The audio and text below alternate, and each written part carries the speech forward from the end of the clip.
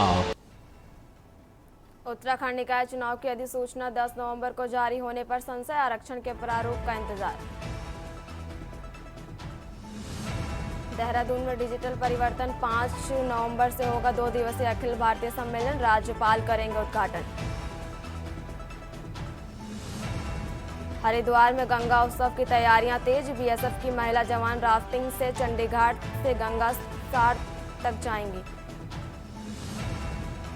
रुड़की में किसानों के फर्जी दस्तावेज किए तैयार, 36 करोड़ की धोखाधड़ी में शुगर मिल के 2 मैनेजर गिरफ्तार। शीतकाल के लिए बंद हुए हैं यमुनोत्री धाम के कपाट, खरसाली रवाना हुई मां यमुना की डोली। केदारनाथ के कपाट बंद, हर हर महादेव के जयकारे से गूंजा धाम, गाजे बाजे की धुनों पर झूमे श्रद्धालु। आप देख रहे हैं के न्यूज, खबरों का सारथी। नमस्कार, स्वागत है आपका के न्यूज इंडिया में और मैं हूं आपके साथ अवन्या रावत। और अब बात करेंगे खबर उत्तराखंड की। खबर नैनीताल से, जहां वीकेंड पर कैची धाम में श्रद्धालुओं का तांता उमड़ गया है। पिछले 3 दिनों से घंटे जाम से पर्यटक परेशान रहे तो कई किलोमीटर तक गाड़ियां खड़ी हो रही। हालांकि आज नैनीताल पुलिस ने कैची धाम के जाम से बचने के लिए भवाली में शटल सेवा लगानी पड़ी है, तो पूरा बाईपास रोड में वाहनों को खड़ा करना पड़ा है। हालांकि इस दौरान पर्यटकों को मुसीबत भी उठानी पड़ी है।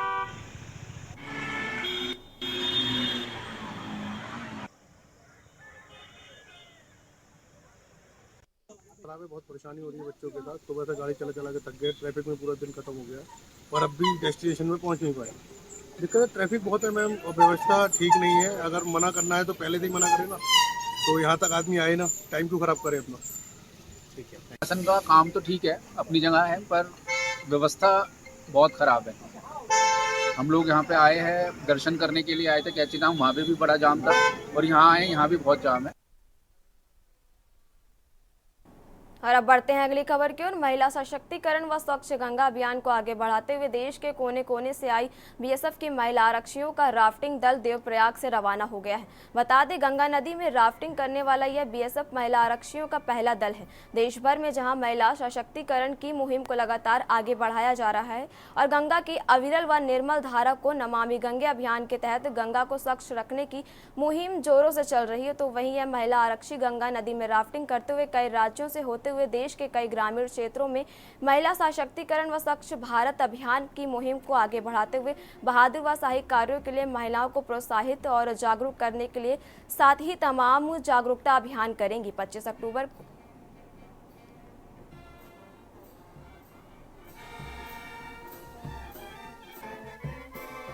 इस पूरी टीम में 20 महिलाएं हैं हम जो इसमें भाग ले रही हैं और हम पूरी 20 महिलाएं भारत के अलग अलग प्रांतों से और पृष्ठभूमियों से संबंध रखती हैं। हम सारी जो 20 महिलाएं हैं बीएसएफ को अलग अलग सीमा पर हम सेवाएं दे रही हैं और अभी हमने बियाट देहरादून में 2 कोर्स होते हैं वहाँ पर, flood water rescue and riverine border domination course basic and advance.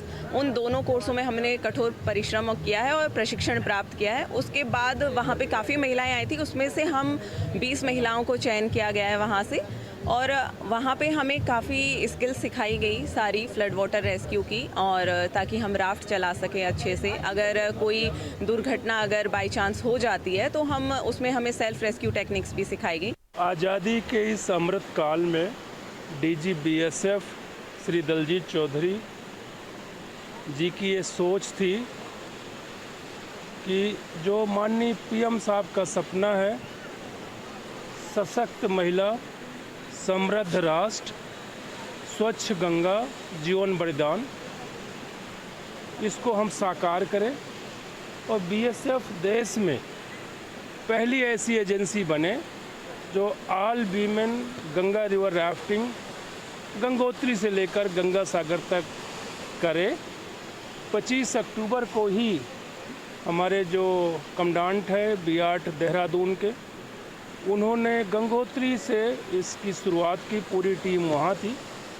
आज मैंने यहाँ से इसका शुभारंभ किया है, लेकिन इसका फॉर्मल फ्लैग ऑफ गंगा महोत्सव के दिन 4 नवंबर को हरिद्वार में भारत सरकार के जल शक्ति मंत्री जी करेंगे। रामनगर के होम स्टे में विदेशी मेहमान भारतीय संस्कृति सीखने में दिलचस्पी बढ़ रही है। स्पेन के रहने वाले एलेक्स रोडीज इन दिनों उत्तराखंड में जिम कॉर्बेट नेशनल पार्क के पास रामनगर में होम स्टे में रह रहे हैं। रोडीज की यहां के लोगों में खासी दिलचस्पी है। उन्होंने बताया कि वे यहां छुट्टियां मनाने नहीं बल्कि भारतीय संस्कृति को जानने और होम स्टे कारोबार को समझने के लिए आए हैं। स्पेन के रहने वाले एलेक्स रॉड्रिग्स इन दिनों उत्तराखंड में जिम कॉर्बेट नेशनल पार्क के पास रामनगर में होम स्टे में रह रहे हैं। रॉड्रिग्स की यहाँ के लोगों में खासी दिलचस्पी है। उन्होंने बताया कि वे यहाँ छुट्टियां मनाने नहीं बल्कि भारतीय संस्कृति को जानने और होम स्टे कारोबार को समझने के लिए आए हैं। Well, my goal is to know about the Indian culture. I mean, I feel so happy that Mr. Ramesh gave me the chance to stay here with his amazing family in this heaven, as you can see, near to the nature. And yeah, my purpose is basically to learn more about the Indian culture and to see how people live here. So what I learned is basically how family are together, and all of them, they help each other. Also, I learned a little bit, because it's been only 2 days, I learned a little bit about the plants, about the animals, about a little bit of the region and what you can find here. Rodrigues का इरादा यहाँ 14 दिन रहने का है। वे यहाँ के पेड़ पौधों और जानवरों के अलावा खान पान की भी जानकारी ले रहे हैं। यहाँ पर हमारा जितना भी फॉरेनर गेस्ट आता है, मतलब कोशिश करते हैं हम कि अपना लोकल खाना, लोकल कल्चर, लोकल मतलब भाषा तो खैर नहीं सीख सकता हो, लेकिन जितनी भी यहाँ की सब्जियाँ वगैरह हैं जो हम घर में उगाते हैं उनके बारे में ज़्यादा से ज़्यादा वो जानकारी ले, कैसे बनाते हैं, कैसे यहाँ पर त्यौहार मनाते हैं। तो अभी हमारे यहाँ पर एलेक्स आए हुए हैं। होम स्टे में रहने वाले घरेलू सैलानियों ने एक विदेशी को भारतीय रीति रिवाजों में शामिल होते देखकर खुशी जताई।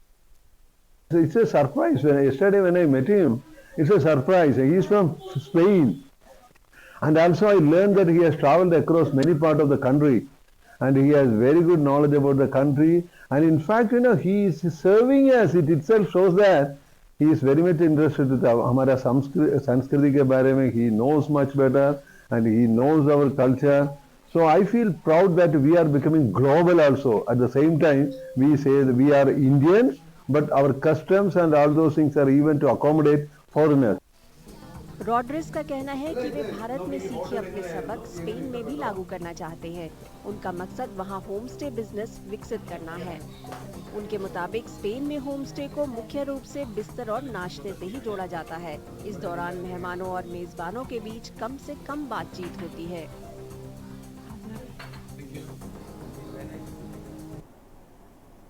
खबर लक्सर से है, जहां हरिद्वार देहात क्षेत्र में भाई दूज का त्यौहार धूमधाम से मनाया गया।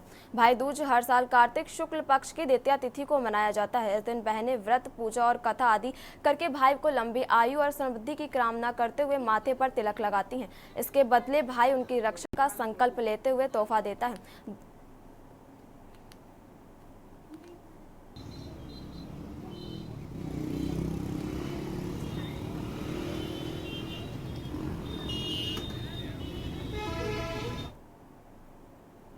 और अब बढ़ते हैं अगली खबर की ओर। उत्तराखंड की कमान संभालने के बाद से मुख्यमंत्री पुष्कर सिंह धामी सरकार पर बढ़ते आर्थिक बोझ कम करने के लिए प्रयासरत हैं। इसके बावजूद प्रदेश का पहले से बिगड़े हालातों पर काबू करना मुश्किल साबित हो रहा है। इसलिए साल दर साल राज्य का राजस्व घाटा अनुदान वित्तीय वर्ष 2026 और 2027 में शून्य हो जाएगा, जबकि 2021-22 में यह 7,772 करोड़ और 2024-25 में घटकर 4,916 हो चुका है। अनुदान की राशि जैसे जैसे कम हो रही है, सरकार पर इसकी भरपाई करने का दबाव लगातार बढ़ता जा रहा है। देखिए खास रिपोर्ट।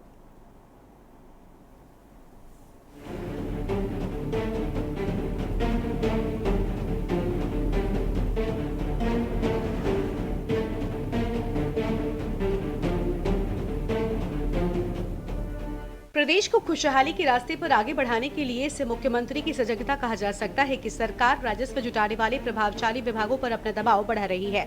निश्चित ही राज्य को विकास पथ पर अग्रसर करने के लिए राजकोष का भरा होना जरूरी है। मुख्यमंत्री ने पिछली समीक्षा बैठक में वित्त विभाग द्वारा प्रस्तुत राजस्व प्राप्तियों की रिपोर्ट के मद्देनजर लचर प्रगति वाले विभागों के पेश कसे हैं, क्योंकि बीती 15 अक्टूबर तक लक्ष्य के सापेक्ष 45% ही राजस्व वसूली की जा सकी है। इसे अफसरशाही की लापरवाही ही ठहराना उचित होगा कि वित्तीय वर्ष का आधे से अधिक समय बीत जाने के बाद भी राजस्व वसूली में अपेक्षित सुधार नहीं किया जा सका है। जीएसटी, खनन, स्टाम्प और रजिस्ट्रेशन विभाग के अलावा अन्य सभी विभागों को अभियान चलाकर राजस्व वृद्धि के प्रयास करने होंगे। मंत्रिमंडलीय सहयोगियों सहित शीर्ष अफसरों को प्रदेश की खुशहाली के लिए अतिरिक्त प्रयास किया जाना अब जरूरी हो गया है।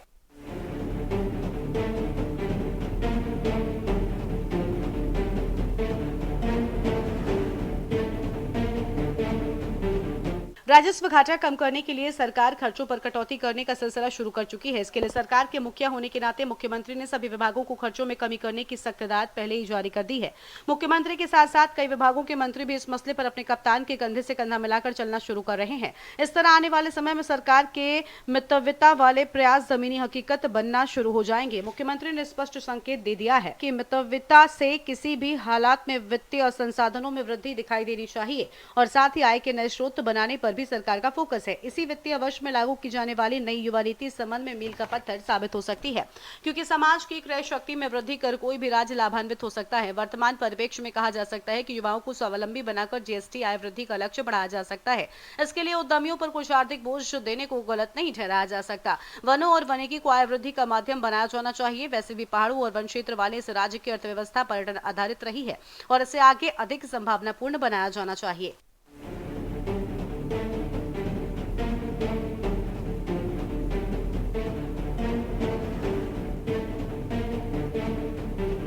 राज्य गठन के साथ दिए गए पैकेज का सही उपयोग न होने के आधार पर केंद्र सरकार से उत्तराखंड को आर्थिक सहयोग का कोई पैकेज निश्चित तौर पर प्रदेश को आर्थिक समस्याओं से उबारने वाला साबित होगा।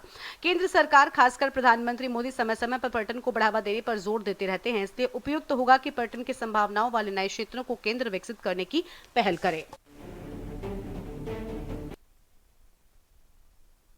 चमोली के देवाल में रविवार सुबह एक दर्दनाक हादसा हुआ जब एक कार अनियंत्रित होकर गदेरे में गिर गई। इस हादसे में कार चालक रणजीत सिंह जो सोलची गांव का निवासी था, मौके पर ही मौत हो गई। जानकारी के अनुसार रणजीत सिंह देवाल बाजार में आगे अपने घर की ओर जा रहा था, तभी उसकी कार अनियंत्रित होकर सड़क पर 75 मीटर नीचे गदेरे में जा गिरी। घटना की सूचना मिलते ही स्थानीय लोगों को मौके पर पहुंचे और पुलिस को बुलाया।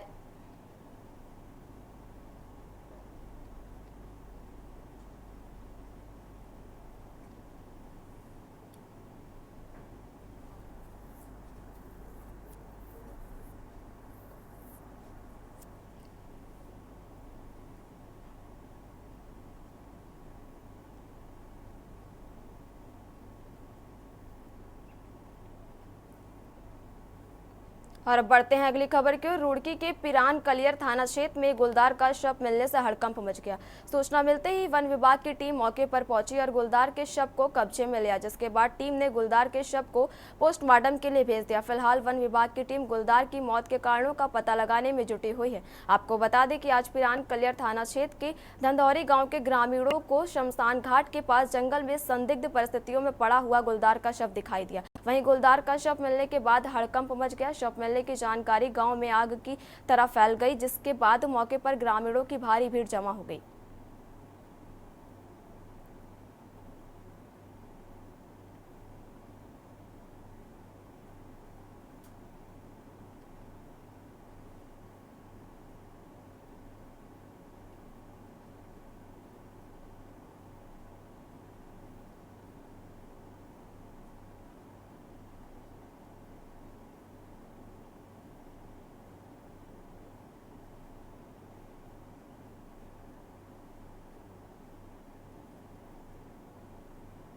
उत्तराखंड में जल्द ही उच्च शिक्षा विभाग की ओर से सेमिनार का आयोजन किया जाएगा। उच्च शिक्षा उन्नयन समिति के उपाध्यक्ष डॉक्टर देवेंद्र भसीन ने बताया कि राष्ट्रीय शिक्षा नीति के तहत युवाओं के कौशल विकास पर विशेष ध्यान दिया गया है। इसको देखते हुए राज्य के युवाओं के कौशल विकास के लिए सरकार जल्द ही एक सेमिनार का आयोजन करने जा रही है। इस सेमिनार में विश्वविद्यालयों के कुलपति और उद्योग जगत के प्रतिनिधि मौजूद रहेंगे। इसके तहत उद्योग जगत के द्वारा उद्योगों की मांग के अनुरूप युवाओं में कौशल की मांग की जाएगी। इसके आधार पर विश्वविद्यालय के पाठ्यक्रम में बदलाव किया जाएगा।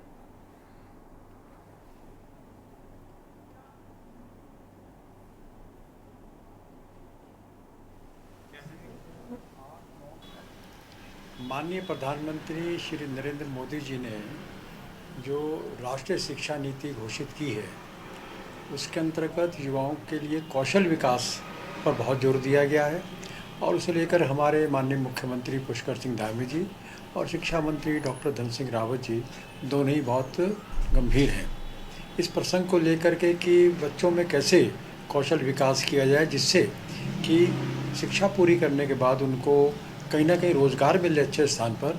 तो उद्योग के साथ जो तालमेल है उसको बनाने के लिए बहुत शीघ्र ही एक जो सेमिनार या वर्कशॉप हम लोग करने वाले हैं, जिसमें जहां एक और हमारे विश्वविद्यालयों के कुलपति रहेंगे और दूसरी ओर जो उद्योग जगत के लोग हैं वे रहेंगे। और उद्योग जगत से हम ये अनुरोध करने वाले हैं कि आपकी हमारे युवाओं से क्या अपेक्षाएं हैं, आप किस प्रकार के युवक चाहते हैं, किस प्रकार का प्रशिक्षण उनको देना चाहिए। खबर देहरादून से, जहां कैबिनेट मंत्री डॉक्टर धन सिंह रावत जल्द ही महाराष्ट्र पहुंचकर पार्टी भाजपा का प्रसार प्रचार करेंगे। यहां यमुना कॉलोनी स्थित शासकीय आवास में कैबिनेट मंत्री डॉक्टर धन सिंह रावत ने मीडिया से बातचीत करते हुए कहा वह 3 दिन बाद महाराष्ट्र पहुंचेंगे। वहां प्रदेश भाजपा द्वारा तय सीटों पर भाजपा प्रत्याशियों के समर्थन में प्रचार प्रसार करेंगे। पार्टी के केंद्रीय नेतृत्व द्वारा सौंपी गई जिम्मेदारी पूरी करने के लिए 40 दिन महाराष्ट्र प्रवास पर रहेंगे। इसके पहले उन्होंने जम्मू कश्मीर में भी पार्टी के लिए चुनाव प्रसार किया है।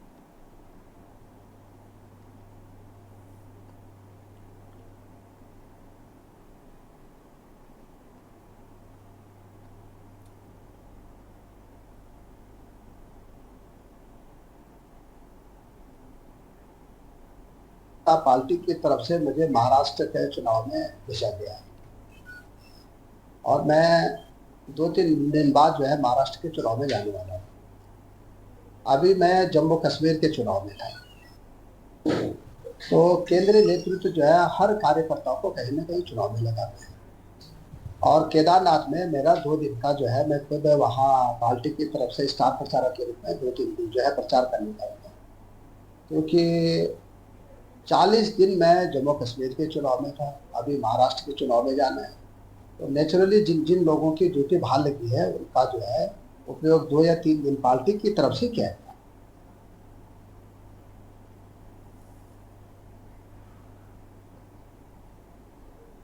जन आस्था का प्रतीक बाबा केदारनाथ धाम के कपाट रविवार को बड़ी संख्या में मौजूद श्रद्धालुओं की मौजूदगी में जयकारों की गूंज के बीच बंद हो गए।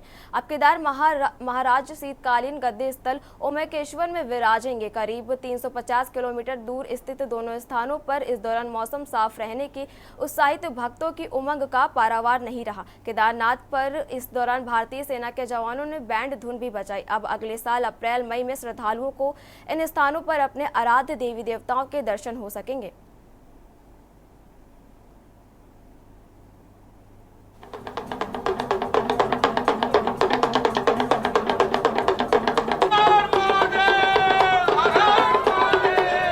उत्तराखंड में केदारनाथ मंदिर के कपाट रविवार से 6 महीने के लिए बंद कर दिए गए। शिव भक्तों की मौजूदगी में वैदिक विधि विधान और धार्मिक परंपराओं के साथ कपाट बंद करने की रस्म सुबह शुरू हुई। सुबह 6 बजे गर्भगृह बंद होने के बाद 8:30 बजे मंदिर का मुख्य कपाट बंद कर दिया गया।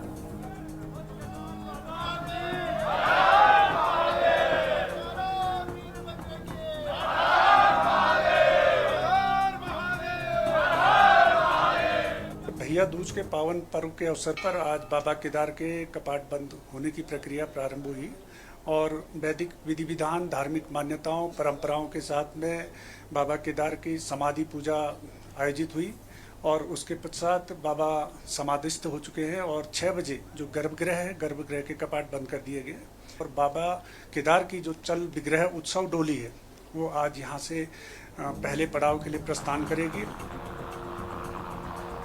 इस मौके पर पंचमुखी मूर्ति को चल विग्रह डोली में रखा जाता है, फिर इसे 6 महीनों के लिए ओंकारेश्वर मंदिर में रखा जाएगा। आज वो भावुक क्षण है जिसका मैं बयान नहीं कर सकता हूँ, क्यों कभी आज से पहले जो भगवान के जो है रत्नों के द्वारा, आभूषणों के द्वारा भगवान की पूजा हुई है, और आज वो समय है, आज वो दिन है कि जब भगवान के 4 पैर की पूजा हुई है, तो भगवान को जो है भस्म के द्वारा जो है भगवान का श्रृंगार किया गया, और 4 पैर की पूजा की तरफ जहाँ भगवान को समाधि में, भगवान समाधि बैठ गए हैं, और समाधि बैठने के बाद यहाँ की एक परंपरा बनी हुई है जो अखंड ज्योति है, वो अखंड ज्योति जो कभी खंडित नहीं होती है, जब कबाड़ भगवान के खुलते हैं तो उस अखंड ज्योति को आज के दिन जलाते हैं। केदारनाथ मंदिर भगवान शिव को समर्पित है। ये हिंदू धर्म के 12 ज्योतिर्लिंगों में एक है। अब मंदिर के कपाट अगले साल अप्रैल-मई में खुलेंगे। केदारनाथ मंदिर हर साल सर्दियों में बंद रहता है। इस मौसम में भारी बर्फबारी होती है और तापमान बेहद कम रहता है।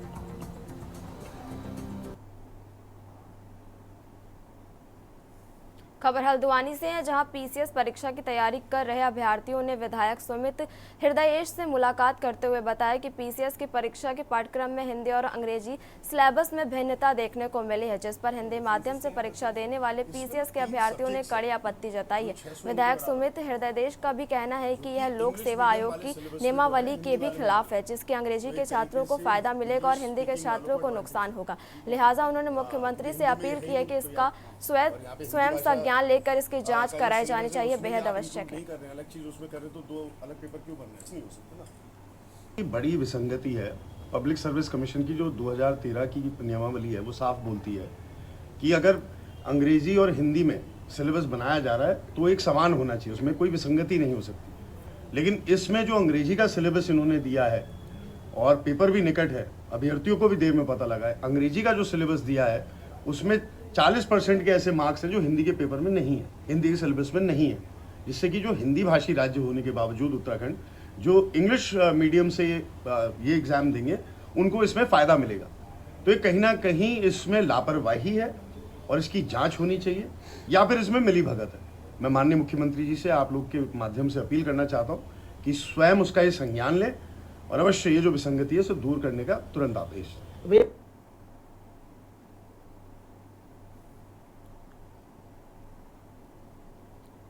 खबर उत्तराखंड में फिलहाल इतना ही। आप देखते रहिए के न्यूज़ इंडिया।